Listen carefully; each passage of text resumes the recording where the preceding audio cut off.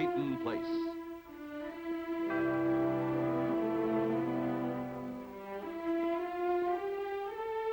Starring Dorothy Malone as Constance Mackenzie, Warner Anderson as Matthew Swain, Ed Nelson as Michael Rossi, Mia Farrow as Allison Mackenzie, Ryan O'Neill as Rodney Harrington, and Barbara Parkins as Betty Anderson.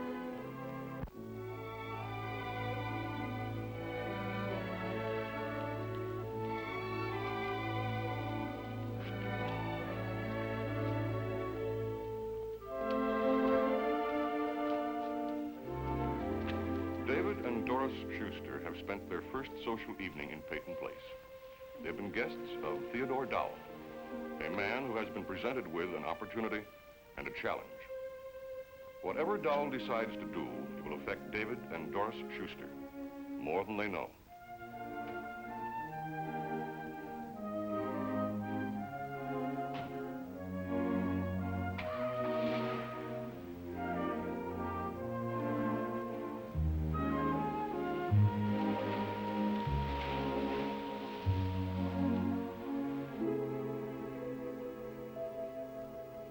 Now, as Theodore Dowell leaves the inn and a meeting that has deeply upset him, he ponders on the decision to be made.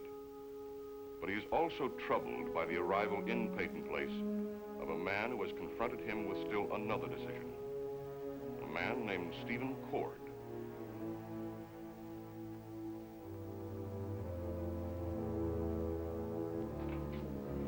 Sorry you had to wait, my dear. Took me longer than I'd expected to pick up these papers. Matt kept me entertained. Oh, you always do. Ted says you're the most dangerous bachelor in Peyton Place. Well, that's just the flattery of an old friend. Good night, Matt. Good night.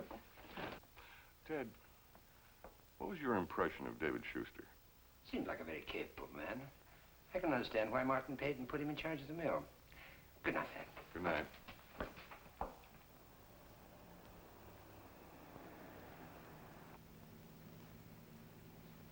Not a bad dinner. Mm-hmm. Don't get lobster like that in New York.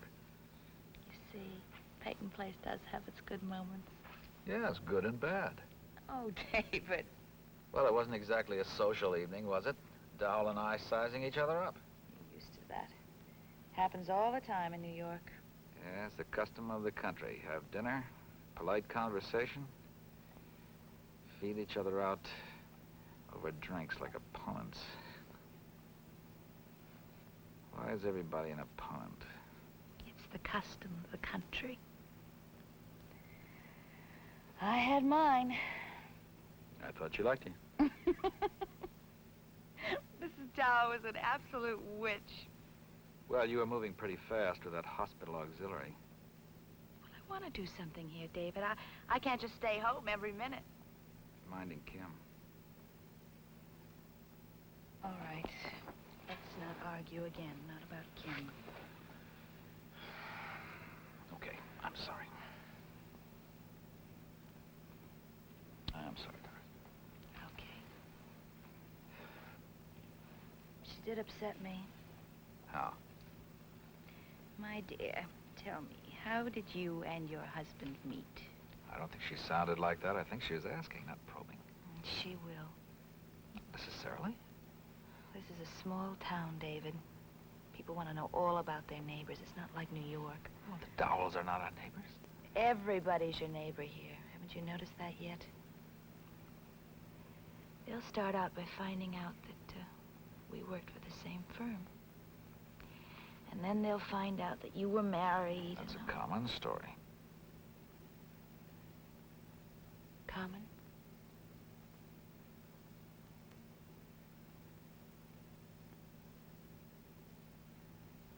I mean, ordinary. Kim is not ordinary. No, Kim is not ordinary, and maybe we're not as ordinary as I sometimes like to think, but we don't have to defend ourselves, even if this is a small town. If we do, or if you feel that we do, then we'd better go back to New York. Now you're blaming me again for making you come here. We're back to that again. Well, you brought me to it. Yeah.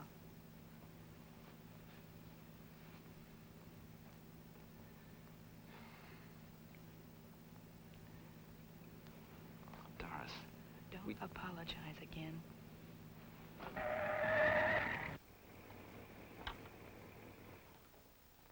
Now listen, this is a new environment, but it's still us, isn't it?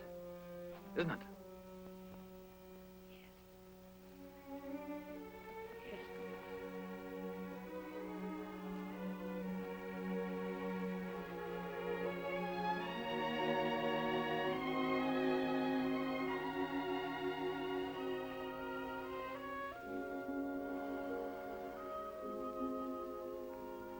Our neighbors might as well know that about us, too.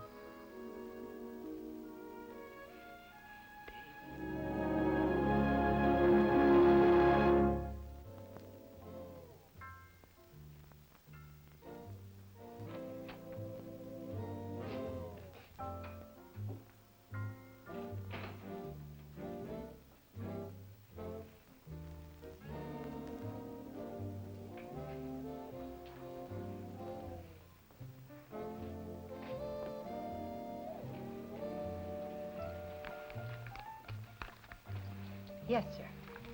Bourbon. Water on the side. 2 cubes of ice 2 cubes. in the water.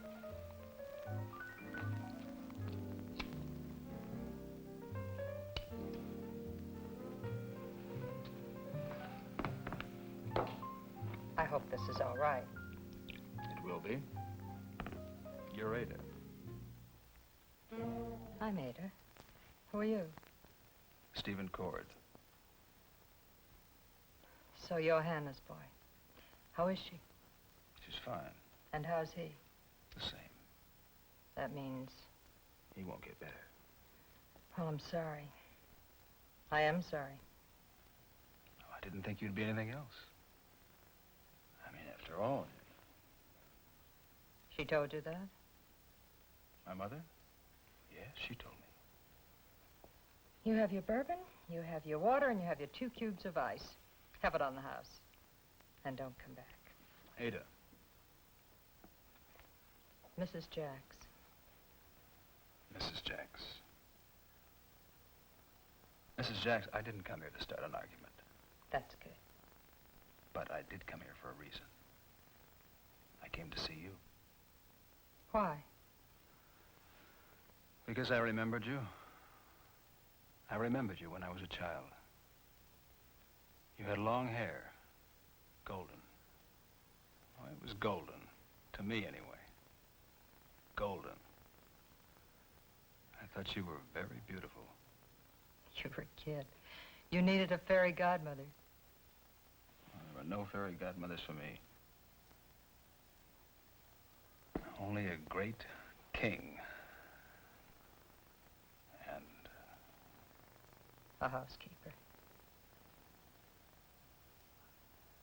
and 2 princes. I saw the 2 princes tonight. They were having dinner at the inn with someone. Oh, they didn't recognize me, of course. There was some kind of an argument. Ada. Thank you. And one of them got up and left. Norman Harrington. Why'd you come back? How did he turn out? Norman, I mean. He was his mother's boy. He took her death hard, never got over it. How did he go for father calling mother a murderess? He didn't. What about Rodney? Rodney's different. Mine was Norman. It must be rotten. What's here in this town for you? A job? That's all? A place to drop in from time to time? Someone to talk to? About old times? And you? That's on the house. But you said don't come back.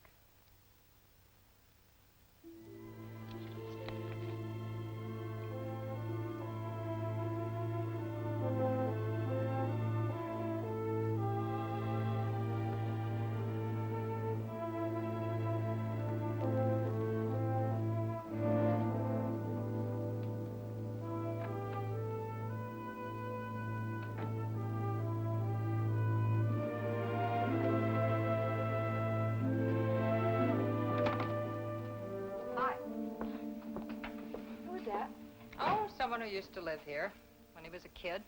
Who is he? His mother's Martin Peyton's housekeeper. What you do tonight? I saw a movie. Alone? Why not? Well, I saw a couple of Kitch's crowd there. I didn't go out with them, though. I thought maybe I'd see Norman.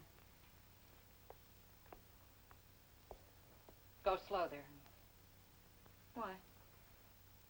From what I hear, Norman Harrington's all wrought up. Well, that's no reason I should drop him.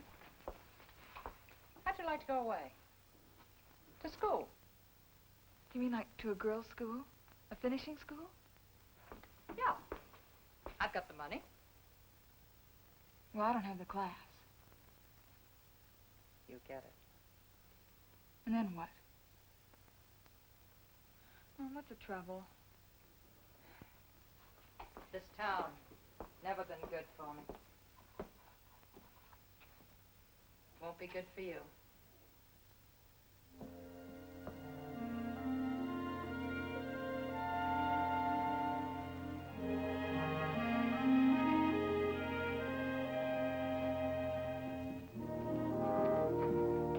Is Dr. Morton in the labor room? Dr. Claire Morton. Too late, Doctor. Peyton Place just had a population explosion of 1. Oh, well, I'm glad to hear it. Thank you for coming. Everything all right? Fine, fine. I'm sorry I bothered you. Not at all. What happened? I don't know. It was just a moment of indecision. Now I feel foolish about it. Nonsense. Everyone's allowed a moment of indecision now and then. Oh, Rod and I were having dinner together. Turns out he's a friend of the new father's. Hello, Rodney. Hello, Dr. Morton. Of Mr. Sinclair's? Well, now there's a Mr. Sinclair, Jr. He had a boy. That's great. Now, why do men always say that? Listen, where is he? Waiting outside the nursery, I expect. Well, can I go see him?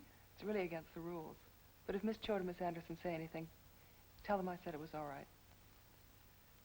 Okay, Doctor, thank you. Is there something wrong, Mike?